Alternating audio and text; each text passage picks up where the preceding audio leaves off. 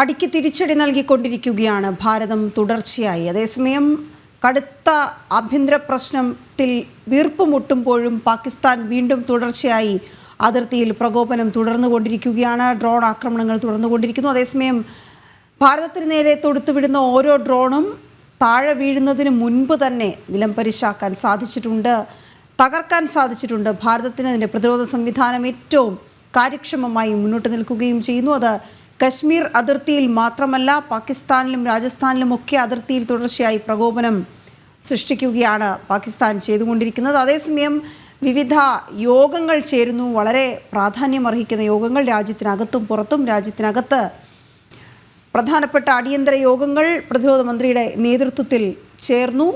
ധനമന്ത്രിയുടെ നേതൃത്വത്തിൽ യോഗം ചേരാനിരിക്കുന്നു. IMFന് മുന്നിൽ ഇപ്പോൾ പാകിസ്ഥാൻ്റെ ഒരു ആവശ്യമുണ്ട്. ആവശ്യം അംഗീകരിക്കരുത് എന്ന കൃത്യമായ തെളിവുകളുടെ അടിസ്ഥാനത്തിൽ, അതായത് എന്തിനാണോ പൈസ അനുവദിക്കുന്നത് അതിനല്ല, തീവ്രവാദ പ്രവർത്തനങ്ങൾക്കായി ആ പണം ചിലവാക്കുന്നതിൻ്റെ തെളിവുകൾ ചൂണ്ടിക്കാട്ടിക്കൊണ്ടാണ് ഭാരതം അത് നിഷേധിക്കണമെന്ന ആവശ്യം IMFന് മുന്നിൽ വയ്ക്കാൻ ഉദ്ദേശിക്കുന്നത്. അതുമായി ബന്ധപ്പെട്ട ചർച്ചകളുമൊക്കെയും നടക്കുന്നു. അതേസമയം സംയുക്തമായൊരു വാർത്താ സമ്മേളനം ഉണ്ടാകാനുള്ള സാധ്യതയും മുൻകൂട്ടി കാണുന്നുണ്ട്. ഈ അതിർത്തിയിൽ ഇങ്ങനെ പ്രകോപനം തുടരുന്ന സാഹചര്യത്തിൽ വാർത്താ സമ്മേളനം എപ്പോഴേക്കും ഉണ്ടാകും എന്ന കാര്യത്തിൽ വ്യക്തതയില്ല. പക്ഷെ അത് ഉണ്ടാകും, ജനങ്ങളെ കാണും എന്ന കാര്യം അറിയിച്ചിട്ടുണ്ട്. നന്ദഗോപൻ തുടരുന്നുണ്ട് വിവരങ്ങളുമായി. നന്ദൻ, ഏറ്റവും ഒടുവിൽ ഇന്ന് നേരം വെളുത്തതിനു ശേഷം ഒരുപക്ഷെ ഇന്ന് വീണ്ടും 4:30 തുടങ്ങിയാണ് ആക്രമണങ്ങളിലേക്ക് വീണ്ടും പാകിസ്ഥാൻ കടന്നത്. അതേസമയം ശക്തമായി ജാഗരൂകരായിരിക്കുകയാണ് അതിർത്തിയിൽ നമ്മളെല്ലാവരും. ഇപ്പോൾ ഈ ദൃശ്യങ്ങൾ പലതും നമുക്ക് ലഭ്യമാകുന്നുമുണ്ട്, എവിടെയൊക്കെ തകർക്കാൻ കഴിഞ്ഞിട്ടുണ്ട് എന്നുള്ള കാര്യം. അതേസമയം ഈ ഷെല്ലാക്രമണത്തിൽ ജമ്മുവിലടക്കം ഷെല്ലാക്രമണം നടത്താൻ പാകിസ്ഥാൻ നമ്മുടെ അതിർത്തി ഗ്രാമങ്ങളിൽ പലയിടത്തും ഷെല്ലാക്രമണം നടത്തിയിട്ടുണ്ട്. അതിൻ്റെയൊക്കെ ചില ദൃശ്യങ്ങളുമൊക്കെ പുറത്തേക്ക് വരുന്നുണ്ട്. അപ്പോൾ ആകെ തുക എന്താണിപ്പോൾ നന്ദൻ?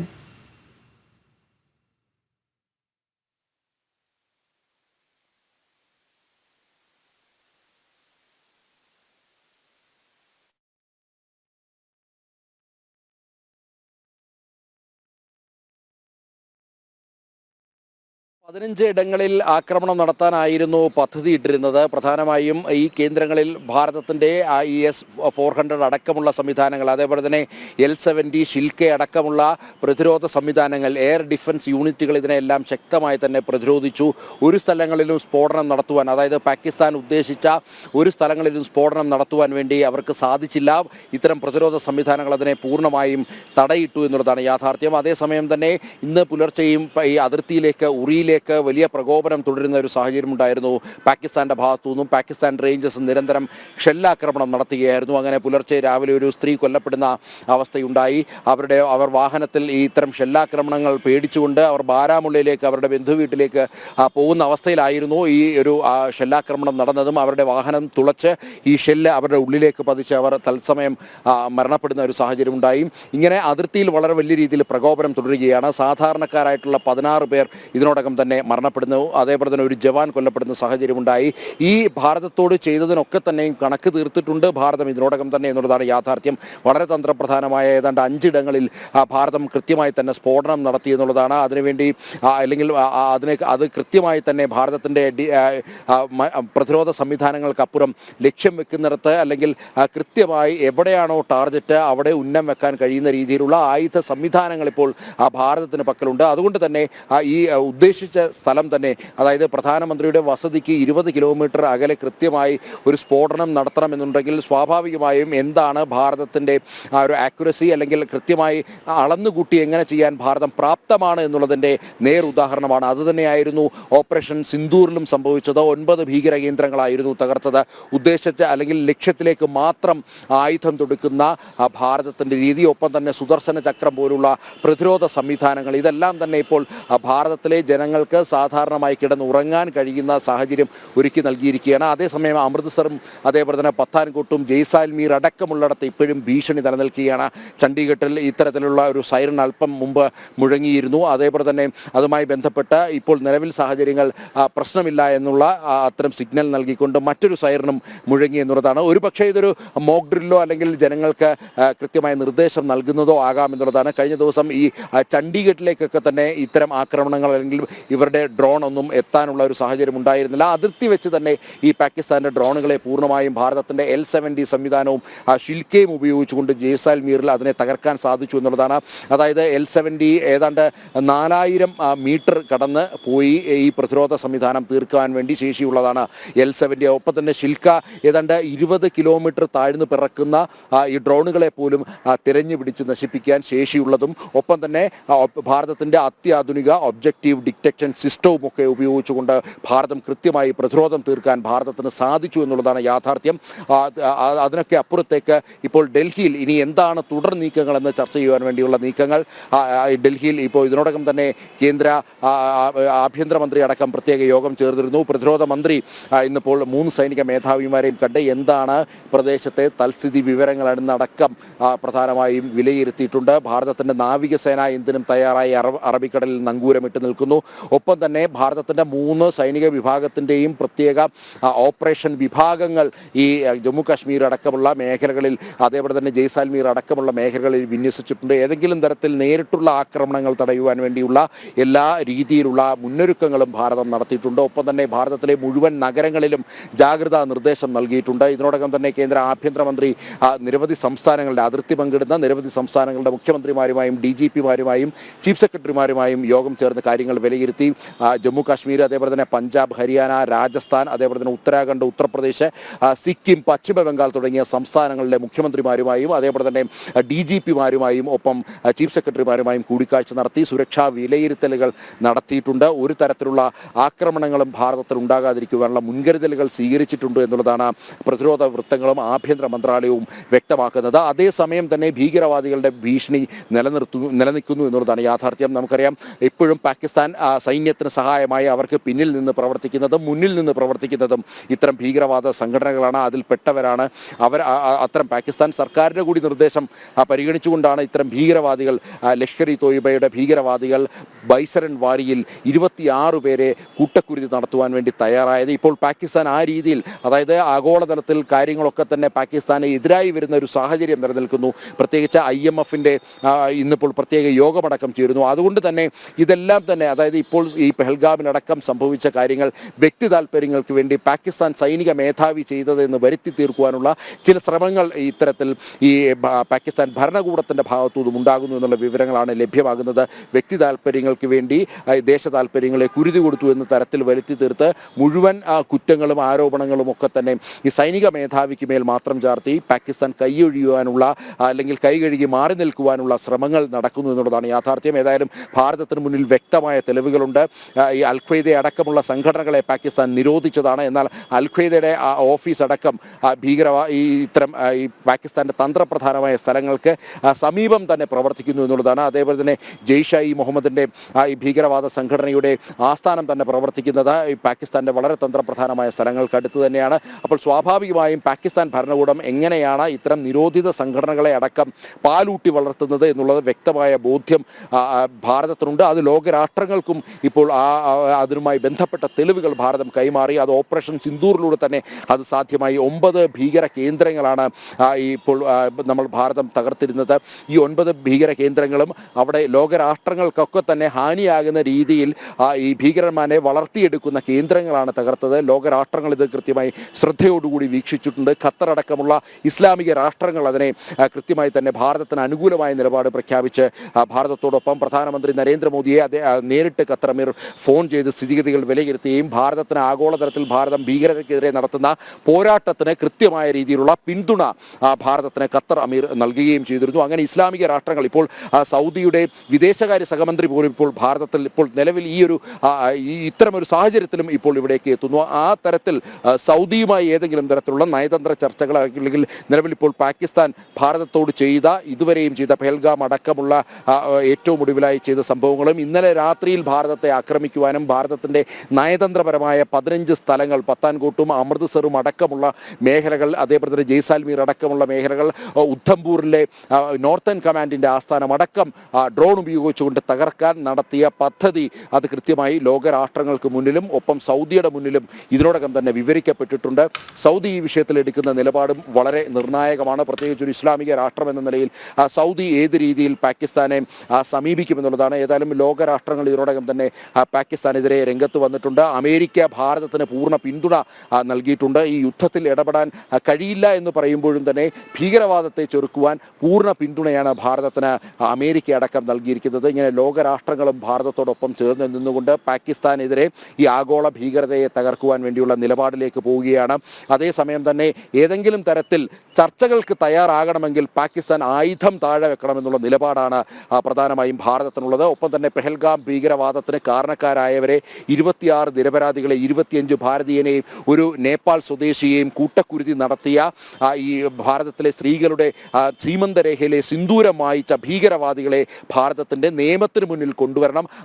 അതിനുള്ള കാര്യങ്ങൾ കൂടി പാകിസ്ഥാൻ ചെയ്താൽ മാത്രമേ ഭാരതം ഏതെങ്കിലും തരത്തിൽ ഇനിയിപ്പോൾ ആയുധം താഴെ വെക്കുന്ന കാര്യം ചിന്തിക്കുന്നുള്ളൂ എന്നുള്ളതാണ് പ്രധാനമായി ഇപ്പോൾ ഈ പ്രതിരോധ വൃത്തങ്ങൾ നൽകുന്ന സൂചന. ചർച്ചകൾ ആ രീതിയിലാണ് മുന്നേറുന്നത്.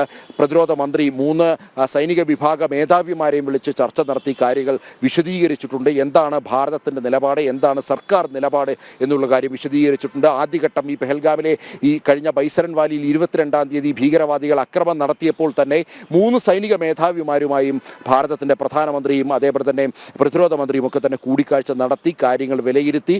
ഒപ്പം പൂർണ്ണമായ സ്വാതന്ത്ര്യം പൂർണ്ണമായി നൽകിയപ്പോൾ തന്നെ കടിഞ്ഞാൻ ഇവിടെ സർക്കാരിൻ്റെ കയ്യിൽ കൃത്യമായി വിലയിരുത്തലുകൾ ഓരോ ഓപ്പറേഷനുകൾ നടക്കുമ്പോഴും കഴിഞ്ഞ രാത്രിയിൽ പോലും ഭാരതം നടത്തിയ പ്രത്യാക്രമണം അത് കൃത്യമായി ഭാരതത്തിൻ്റെ പ്രധാനമന്ത്രി നിരീക്ഷിച്ച് അജിത് ഡോവൽ കൃത്യമായി തന്നെ ഭാരതത്തിൻ്റെ സുരക്ഷാ ഉപദേഷ്ടാവ് കൃത്യമായി തന്നെ ആ കാര്യങ്ങൾ വിവരിച്ചു. ഒപ്പം തന്നെ ചീഫ് ഓഫ് ഡിഫൻസ് സ്റ്റാഫും പ്രധാനമന്ത്രിക്കൊപ്പം നിന്ന് 3 സേനാ വിഭാഗങ്ങളും തത്സമയം നടത്തിക്കൊണ്ടിരിക്കുന്ന ഓപ്പറേഷനുകൾ വിവരിച്ചു എന്നുള്ളതാണ്. തീർച്ചയായും നമുക്ക് അത് കാത്തിരിക്കുകയും ചെയ്യാം. അതേസമയം ഇപ്പോൾ സ്ക്രീനിൻ്റെ വലതുവശത്ത് കാണുന്നത് ഒരുപക്ഷേ ഭാരതം ഇന്നലെ നടത്തിയ തിരിച്ചടികളിൽ ഏറ്റവും പ്രസക്തമായത് എന്ന് പറയേണ്ടി വരും. പാകിസ്ഥാൻ പ്രധാനമന്ത്രി ഷെഹബാസ് ഷെരീഫിൻ്റെ വസതിക്ക് 20 കിലോമീറ്റർ അടുത്തുവരെ മിസൈൽ ആക്രമണം നടത്താൻ ഭാരതത്തിന് സാധിച്ചിട്ടുണ്ട്. ആ ദൃശ്യങ്ങളാണ് ഇപ്പോൾ കാണുന്നത്. അവിടെ കെട്ടിടങ്ങൾക്ക് സംഭവിച്ച കേടുപാടുകൾ. ഇതേ തുടർന്നാണ് ഷെഹബാസ് ഷെരീഫിന് വസതി വിട്ട് ഒളിവിൽ പോകേണ്ടി വന്നത്. പാകിസ്ഥാൻ പ്രധാനമന്ത്രി ഇപ്പോൾ എവിടെയെന്നറിയില്ല, ഒളിവിലാണ് എന്ന് മാത്രമാണ് വിവരം. ലോകരാജ്യങ്ങൾക്കുമുള്ളത് ഒരു തരത്തിലും കോൺടാക്റ്റ് ചെയ്യാൻ കഴിയാത്ത വിധം പാകിസ്ഥാൻ്റെ പ്രധാനമന്ത്രി ഒളിവിൽ പോയിരിക്കുന്നു. കരസേനാ മേധാവി അറസ്റ്റിലെന്ന സൂചനകൾ, സ്ഥാനം നീക്കം ചെയ്യപ്പെട്ടിരിക്കുന്നു എന്ന സൂചനകൾ കൂടിയാണ് വരുന്നത്. മറ്റൊരു ആൾ ആ സ്ഥാനത്തേക്ക് വരാനുള്ള സാധ്യതകളൊക്കെയും കണക്കിലാക്കപ്പെടുന്നു. ഒരുപക്ഷെ ആഭ്യന്തര യുദ്ധം കലഹമായി നിൽക്കുന്ന പാകിസ്ഥാനിൽ തുടർച്ചയായി ഭാരതത്തിൽ നിന്ന് തിരിച്ചടികൾ ഏറ്റുവാങ്ങിക്കൊണ്ടിരിക്കുന്ന പാകിസ്ഥാനിൽ പ്രധാനമന്ത്രി ഒളിവിൽ പോകേണ്ടി വന്ന സാഹചര്യം കൂടിയാണ് ഈ ദൃശ്യങ്ങളിൽ നമുക്ക് മനസ്സിലാക്കാൻ കഴിയുന്നത്. കൃത്യമായ തിരിച്ചടികൾക്കൊടുവിൽ ലഭ്യമായ ദൃശ്യങ്ങളാണ് ഇപ്പോൾ കാണുന്നത്. നന്ദൻ, പാകിസ്ഥാനിൽ സാമ്പത്തിക അരക്ഷിതാവസ്ഥ നേരത്തെ തന്നെ നമുക്കറിയാം. കടം കയറി കുത്തുവാള എടുത്തു നിൽക്കുന്ന ഒരു രാജ്യം, വിദേശ കടം ആവശ്യത്തിലേറെയുണ്ട്. ഇപ്പോഴും IMFന് മുന്നിൽ കൈനീട്ടി നിൽക്കുന്നു. ഇറക്കുമതി നടന്നില്ലെങ്കിൽ ആ രാജ്യത്തൊന്നും നടക്കാനാവാത്ത അവസ്ഥയായിരിക്കും. പക്ഷേ അപ്പോഴും കൈനീട്ടി കിട്ടുന്ന സഹായം തീവ്രവാദ പ്രവർത്തനങ്ങൾക്കായി ഉപയോഗിക്കുന്നത് നമുക്ക് കാണാൻ കഴിയുന്നുണ്ട്. പക്ഷേ ഇപ്പോൾ സാമ്പത്തിക അരക്ഷിതാവസ്ഥയെ തുടർന്ന് വലിയ നടപടികൾ ജനങ്ങൾക്ക് മേൽ അടിച്ചേൽപ്പിക്കപ്പെടുന്നു എന്നാണ് മനസ്സിലാക്കാൻ കഴിയുന്നത്. ATMൽ നിന്ന് പിൻവലിക്കാവുന്ന പണത്തിനടക്കം പരിധി വന്നിരിക്കുന്നു. വിവരങ്ങൾ കടുത്ത സാമ്പത്തിക പ്രതിസന്ധിയിലൂടെയാണ് നിലവിൽ പാകിസ്ഥാൻ കടന്നു പോകുന്നത്. അതിൽ ലോകരാജ്യങ്ങൾക്ക് ബോധ്യമുള്ള കാര്യമാണത്. പ്രത്യേകിച്ച് ഇന്ധനം വാങ്ങാനുള്ള പണം പോലും പലപ്പോഴും പാകിസ്ഥാനൊപ്പം കയ്യിലില്ല. ഒപ്പം തന്നെ റേഷൻ സാധാരണക്കാരായിട്ടുള്ള ജനങ്ങളുടെ ക്ഷേമം നോക്കുവാൻ അല്ലെങ്കിൽ അവർക്ക് അടിസ്ഥാന സൗകര്യ വികസനങ്ങൾ നൽകുവാൻ വേണ്ടി പാകിസ്ഥാന് സാധിച്ചിട്ടില്ല. ഇപ്പോഴും ശൗചാലയങ്ങളുടെ കുറവുണ്ട്. മാത്രമല്ല റോഡുകൾ, പാലങ്ങളൊക്കെ തന്നെ പൂർണ്ണമായും തകർന്ന അവസ്ഥയിലാണ്. ഇതിൽ ഇത്തരം അടിസ്ഥാന സൗകര്യങ്ങൾ ഒരുക്കുവാനോ അല്ലെങ്കിൽ മറ്റ് ക്രമീകരണങ്ങൾ നടത്തുവാനോ തയ്യാറാകാതെ IMF പോലും ഇത്തരം സംഘടനകളിൽ നിന്നും വാങ്ങുന്ന പണം അത് ഭീകരവാദത്തിന് വിനിയോഗിക്കുന്നു എന്നുള്ളതാണ് പ്രധാനമായും ലോകരാഷ്ട്രങ്ങൾക്ക് മുന്നിൽ ചൂണ്ടിക്കാണിക്കപ്പെടുന്നത്. അതുകൊണ്ട് തന്നെയാണ് ഇന്നിപ്പോൾ പ്രത്യേക യോഗത്തിൽ IMF-ന്റെ പ്രത്യേക യോഗത്തിൽ പ്രധാനമായും ഇത്തരം സഹായങ്ങൾ കൂടുതൽ വായ്പകൾ പാകിസ്ഥാൻ അനുവദിക്കരുത് എന്നുള്ള നിർദ്ദേശം ഭാരതത്തിന്റെ ഭാഗത്തുനിന്ന് മുന്നോട്ട് വെക്കാൻ പോകുന്നത്. പ്രത്യേകിച്ച് ഭാരതം അതിന്റെ കൃത്യമായ തെളിവുകൾ അടക്കം നൽകി. ഒപ്പം തന്നെ ആഭ്യന്തര കലാപം വലിയ രീതിയിൽ രൂക്ഷമായി നിൽക്കുന്ന ഒരു സാഹചര്യമാണ് നിലനിൽക്കുന്നത്. കഴിഞ്ഞ ദിവസം അവിടെ 15 പാകിസ്ഥാൻ പട്ടാളക്കാരെയാണ് ഈ BLA വധിച്ചത്. ബലൂചിസ്ഥാൻ അതൊരു സ്വതന്ത്ര രാജ്യമാകണമെന്നുള്ള ആശയം മുൻനിർത്തി കഴിഞ്ഞ ഏതാനും ദിവസങ്ങളായി വലിയ രീതിയിലുള്ള പോരാട്ടങ്ങളാണ് ഈ ബലൂചിസ്ഥാൻ ലിബറേഷൻ ആർമി നടത്തിക്കൊണ്ടിരിക്കുന്നത്. വലിയ പോരാട്ടങ്ങൾ അത് ഈ സൈനികർ സഞ്ചരിച്ചിരുന്ന തീവണ്ടി ട്രെയിൻ തട്ടിക്കൊണ്ടുപോകുന്ന സ്ഥിതിവിശേഷത്തിലേക്ക് വരെ എത്തി. മാത്രമല്ല നിരന്തരം ഇത്തരം കുഴിബോംബ് സ്ഫോടനങ്ങൾ സൈന്യത്തിനെതിരെ നടക്കുന്നു. അങ്ങനെ ഈ മേഖലയിൽ നിന്ന് പൂർണ്ണമായും പാകിസ്ഥാൻ സൈന്യത്തിന് പിൻവാങ്ങേണ്ട ഒരു സാഹചര്യമാണ് നിലനിൽക്കുന്നത്. അവിടുത്തെ പാകിസ്ഥാൻ സൈന്യത്തിന് പിൻവാങ്ങേണ്ട ഒരു സാഹചര്യമാണ് നിലനിൽക്കുന്നത്. അവിടുത്തെ പോലീസ് സംവിധാനങ്ങൾ പോലും വ്യക്തമായി അല്ലെങ്കിൽ അവിടെ ഇപ്പോൾ നടക്കുന്ന ലോ ആൻഡ് ഓർഡർ വിഷയത്തിൽ ഇടപെടാൻ സാധിക്കാത്ത സ്ഥിതിവിശേഷമാണ് നിലനിൽക്കുന്നത്. അത്തരത്തിൽ ബലൂചിസ്ഥാന്റെ അവസ്ഥ നമുക്കറിയാം. ഇതിനോടകം തന്നെ ബലൂചിസ്ഥാൻ ഭാരതത്തിനോട് ആവശ്യപ്പെട്ടത് ഡൽഹിയിൽ അവരുടെ എംബസി തുടങ്ങാൻ അവസരം നൽകണമെന്നുള്ള ആവശ്യം ഇതിനോടകം തന്നെ ബലൂചിസ്ഥാൻ മുന്നോട്ട് വെച്ചു. അതായത് എല്ലാ തരത്തിലും അവരുടെ ഒരു സ്വതന്ത്ര രാഷ്ട്രമായി എന്നുള്ള ഒരു പ്രഖ്യാപനം നടത്തുവാൻ വേണ്ടി പ്രദേശവാസികൾ തയ്യാറാകുന്നു. അവിടുത്തെ പ്രാദേശിക രാഷ്ട്രീയ ഭരണ നേതൃത്വം തയ്യാറാകുന്നു എന്നുള്ളതാണ്. പാകിസ്ഥാൻ അത്തരത്തിൽ ആഭ്യന്തര കലാപത്തിൽ പോലും അവിടെ അത് പിടിച്ചമർത്തുവാനോ അല്ലെങ്കിൽ അതിനെ അടിച്ചമർത്തുവാനോ ഇതുമായി ബന്ധപ്പെട്ട തുടർ നീക്കങ്ങൾ നടത്തുവാനോ ഈ ബലൂചിസ്ഥാൻ BLA എന്നുള്ള രാജ്യത്തിനകത്ത് തന്നെ നടത്തുന്ന ഭീകരവാദ പ്രവർത്തനങ്ങളെ അടിച്ചമർത്തുവാൻ വേണ്ടി പോലും പാകിസ്ഥാൻ തയ്യാറാകുന്നില്ല. അതിനുള്ള സാമ്പത്തിക ശേഷിയോ സൈനിക മികവോ പാകിസ്ഥാനില്ല. ആ സാഹചര്യത്തിലാണ് ഭാരതത്തെ ആക്രമിക്കുവാൻ വേണ്ടി ഈ പാകിസ്ഥാൻ മുതിരുന്നത്. സ്വാഭാവികമായും ചൈന അടക്കമുള്ള രാഷ്ട്രങ്ങളുടെ ചില നീക്കങ്ങൾ അല്ലെങ്കിൽ അവരുടെ പിൻബലങ്ങളൊക്കെ തന്നെ ഉണ്ട് എന്നുള്ളത് ഇതിനോടകം തന്നെ പല കോണുകളിൽ നിന്നും ചർച്ചയായി. ആയുധബലം കൊണ്ട് ചൈന വലിയ രീതിയിൽ പാകിസ്ഥാനെ സഹായം നൽകുന്നു എന്നുള്ളതാണ്. കഴിഞ്ഞ ദിവസം ആക്രമിക്കപ്പെട്ട ഡ്രോണുകൾ അത് പാകിസ്ഥാൻ്റേതാണെങ്കിലും അത് ചൈനീസ് നിർമ്മിതമാണ് എന്നുള്ളതാണ് പ്രധാനമായും പ്രതിരോധ വൃത്തങ്ങൾ നൽകുന്ന സൂചനകൾ. ഏതായാലും ഇത്തരം പല വാർത്തകളും ഇങ്ങനെ ശരിക്കും പ്രചരിക്കപ്പെടുന്നുണ്ട് അല്ലെങ്കിൽ പ്രചരിപ്പിക്കപ്പെടുന്നുണ്ട്. ദേശീയ മാധ്യമങ്ങളടക്കം പല തെറ്റായ വാർത്തകൾ നൽകി എന്നുള്ളത് പ്രതിരോധ മന്ത്രാലയം ചൂണ്ടിക്കാണിക്കുന്നുണ്ട്. ഏതായാലും ഇതുമായി ബന്ധപ്പെട്ടെല്ലാം തന്നെ കൃത്യമായ ഒരു വാർത്താ സമ്മേളനത്തിലൂടെ പ്രതിരോധ മന്ത്രാലയം എന്താണ് സംഭവിച്ചത് എന്നുള്ളത് ലോകരാജ്യങ്ങൾക്കാകെ അറിയുവാൻ വേണ്ടിയുള്ള ആകാംക്ഷയുണ്ട്. സ്വാഭാവികമായും വാർത്താ സമ്മേളനത്തിൽ അത് വ്യക്തമാക്കും. ഇന്നിപ്പോൾ പ്രതിരോധ മന്ത്രി 3 വിഭാഗം സൈനിക മേധാവിമാരെയും കരവ്യോമ നാവിക സേന മേധാവിമാരെയും കണ്ട് കാര്യങ്ങൾ വിലയിരുത്തി.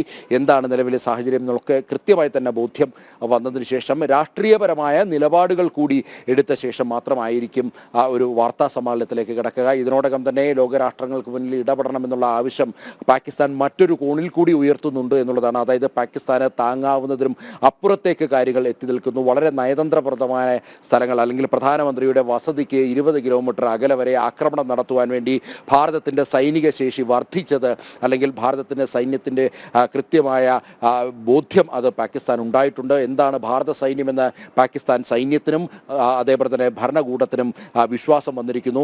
അതുകൊണ്ട് തന്നെയാണ് ഈ തങ്ങളല്ല അല്ലെങ്കിൽ മുഴുവൻ സൈനിക മേധാവിക്ക് മേൽ അടിച്ചു ചാർത്തിക്കൊണ്ട് അല്ലെങ്കിൽ സൈനിക മേധാവിയുടെ വ്യക്തി താല്പര്യങ്ങൾക്ക് വേണ്ടി മാത്രമാണ് ഇത്തരം കലാപങ്ങൾക്ക് അല്ലെങ്കിൽ ഇത്തരം ഒരു ആക്രമണത്തിന് പാകിസ്ഥാൻ മുതിർന്നത് അല്ലെങ്കിൽ പാകിസ്ഥാൻ സൈന്യം മുതിർന്നത് എന്ന് വരുത്തി തീർക്കുവാനുള്ള ശ്രമവും ഒരു കോണിൽ കൂടി നടക്കുന്നു. പ്രത്യേകിച്ച് IMF അടക്കമുള്ള ഫണ്ടുകൾ വരാനിരിക്കുന്ന അല്ലെങ്കിൽ അത്തരം ചർച്ചകൾ നടക്കാനിരിക്കുന്ന സാഹചര്യത്തിൽ ലോകരാഷ്ട്രങ്ങളൊന്നാകെ പാകിസ്ഥാനെതിരെ നിൽക്കുന്ന സാഹചര്യവും ഒപ്പം തന്നെ ആഭ്യന്തര കലാപവും ഒക്കെ ആകുമ്പോൾ സ്വാഭാവികമായും ജനങ്ങൾ തെരുവിലിറങ്ങി സർക്കാരിനെതിരെ പ്രതിഷേധിക്കും. അതിൻ്റെ ചില അലയൊലികൾ ഇതിനോടകം തന്നെ ഇസ്ലാമാബാദിൽ കണ്ടു കഴിഞ്ഞു. ഈ ഭരണ നേതൃത്വത്തിൻ്റെ പരാജയം ചൂണ്ടിക്കാണിച്ചുകൊണ്ട് ജനങ്ങൾ ചെറിയ രീതിയിലെങ്കിലും തെരുവിലിറങ്ങി പ്രതിഷേധിക്കുന്ന കാഴ്ചകൾ കാണാൻ കഴിഞ്ഞു. അത്തരം ദൃശ്യങ്ങൾ ഇതിനോടകം തന്നെ പുറത്തു വന്നു കഴിഞ്ഞു.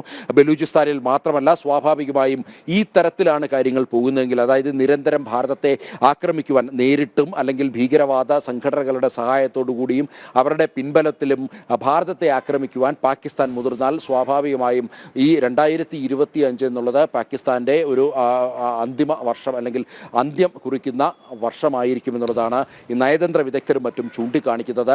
പാകിസ്ഥാന് ആയുധം താഴെ വെക്കുകയല്ലാതെ മറ്റ് പോംവഴികളില്ല. അല്ലാത്ത പക്ഷം അൽ-ഖ്വയ്ദയും അതേപോലെ തന്നെ ഹിസ്ബുൾ മുജാഹിദും അടക്കമുള്ള ലഷ്കർ-ഇ തോയ്ബ അടക്കമുള്ള ഭീകരവാദ സംഘടനകളെ ഒന്നുകൂടി അവർക്ക് പാല് നൽകി അവരെ ഒന്നുകൂടി ഭാരതത്തിലേക്ക് പറഞ്ഞയക്കുവാനുള്ള ശ്രമങ്ങൾ നടത്തണം എന്നുള്ളതാണ്. അതിന് അവർ മുതിരില്ല എന്നുള്ളതാണ് യാഥാർത്ഥ്യം.